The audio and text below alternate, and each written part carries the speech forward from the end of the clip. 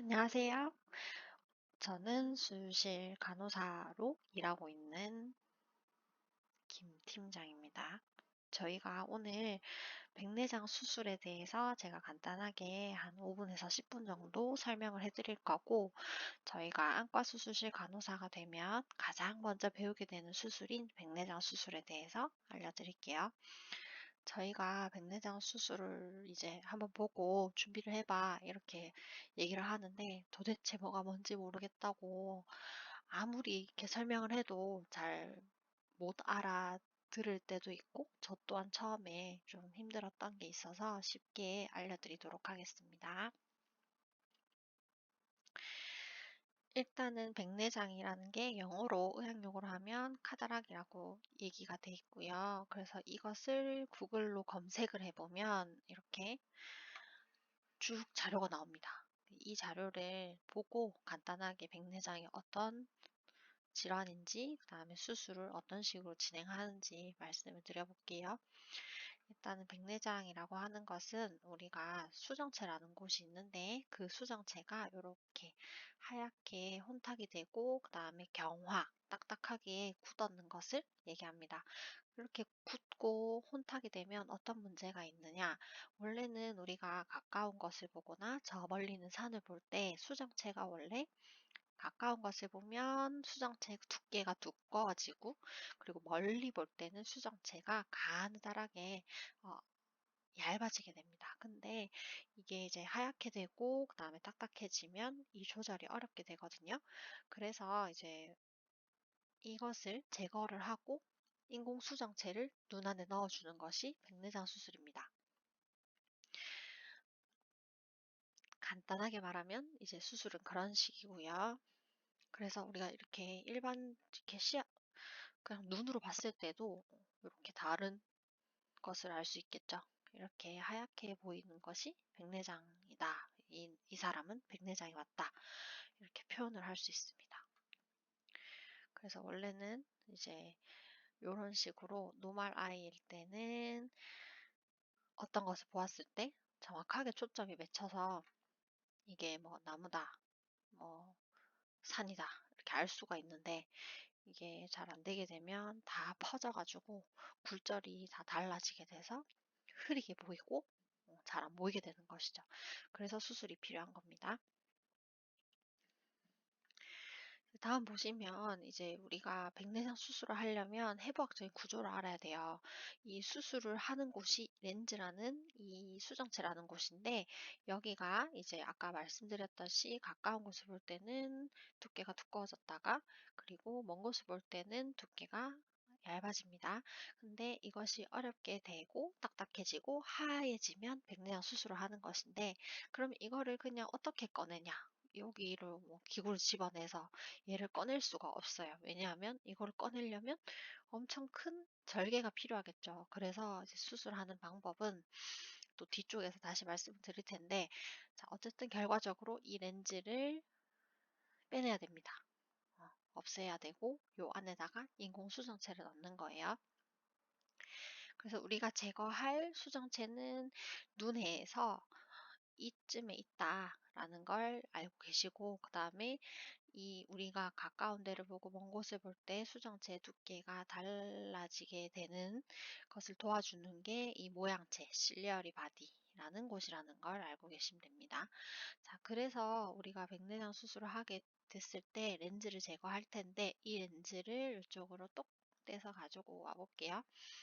자, 그러면 이것이 바로 수정체인데, 수정체가 이제 그냥 겉에서 보면 이렇게 생겼지만, 사실 구조적으로는 이렇게 생겼다. 라는 걸 이제 얘기하는 거고, 이제 설명을 해드리면 중심부 쪽은 핵이라고 해요. 핵이라고 하고, 누클레우스라고 합니다. 누클레우스도 외핵과 내핵으로 나뉘어져 있는데, 바깥쪽에 있으면 외핵, 안쪽에 있는 것은 내핵이라고 얘기를 합니다. 그래서, 안쪽으로 들어가면 들어갈수록 하드해져요. 딱딱해집니다. 그래서 중심부는 조금 하드하고 바깥으로 갈수록 조금 소프트, 연해지게 됩니다. 그래서 핵은 뉴클레우스라고 부르고요. 그 다음에 그 바깥에 쭉쭉쭉 양파 껍데기처럼 한 겹씩 계속 있죠. 캡슐까지 쭉 있는 이곳을 콜텍스 피질이라고 부릅니다. 그리고 여기 에피델리알 셀, 요것은 이제 상피세포라고 하는 거고, 수정체에서 제일 안쪽 중에 바깥쪽에 있는 상피세포를 얘기하는 것인데, 요것은 수술할 때는 크게는 중요하진 않은 것 같아요. 그래서 이제 우리가 알면 되는 것은 어떤 것이냐, 우리가 수술할 때 캡슐이라는 이 껍데기만 남겨놓고 안쪽에 콜텍스와 누클레우스는 다 없애버릴 겁니다.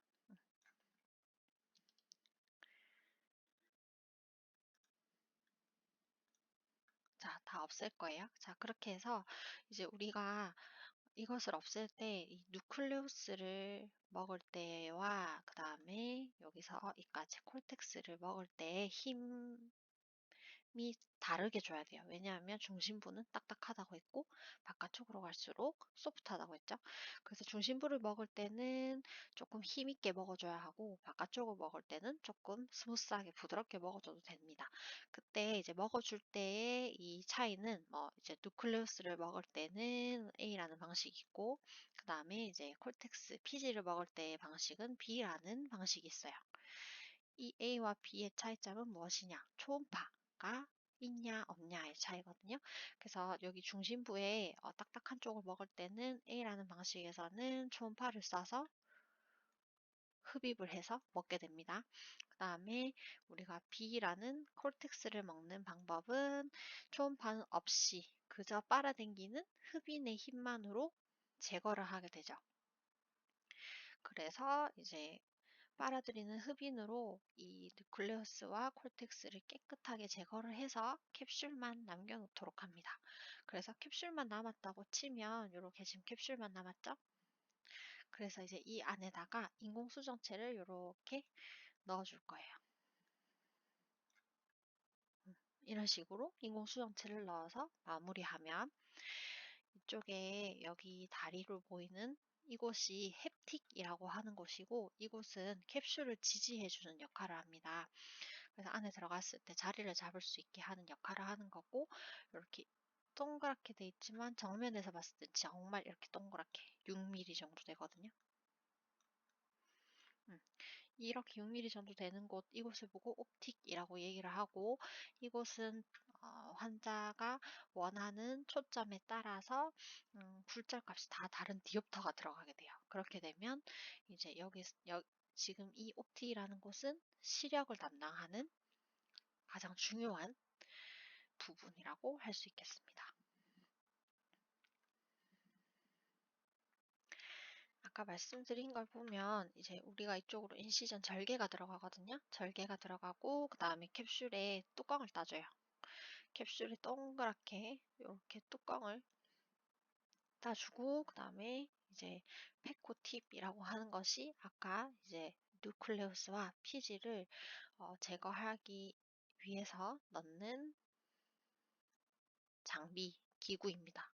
그래서 이것이 눈 안에 들어가서 수정체를 쪼갠 다음에 이렇게 쪼개진 수정체들을 하나씩 하나씩 빨아 들여가면서 안을 다 비워주게 되고 안에는 캡슐만 있는 상태가 됩니다.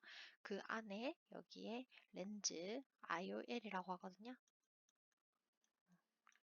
거기에 이제 눈 안에 인공 수정체가 눈 안에 들어가게 됩니다. 인트라오큘라 렌즈를 줄여서 IOL이라고 부릅니다.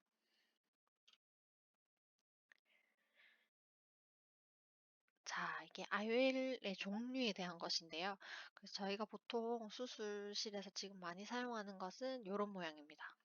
이런 모양 보고 지금 한 몸으로 다 돼 있어서 원피스라고 부르고 있어요. 그래서 이 부분을 햅틱, 이 부분을 옵틱이라고 부르고 그리고 또 주로 쓰는 것이 이런 네 발짜리 포햅틱이라고 합니다. 1, 2, 3, 4 포햅틱. 포햅틱 같은 것도 있고 그 다음에 여기 보시면 플레이트 타입 판 모양이거든요. 판 모양의 렌즈도 많이 씁니다. 이런 렌즈들은 전부 아크릴 소재로 돼 있어서 접을 수가 있어요. 접어서 눈 안에 넣으면 자기가 스스로 쫙 펴지거든요. 그래서 자리를 잡게 되는 것입니다.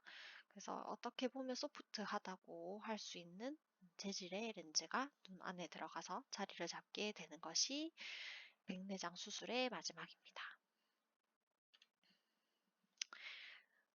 간단하게 이야기한다고 했는데 10분이나 걸렸네요. 또 궁금한 것이 있으면 언제든지 물어봐 주시고 또 이해가 안 가는 것이 있거나 틀린 것이 있으면 꼭 이야기해 주세요. 감사합니다.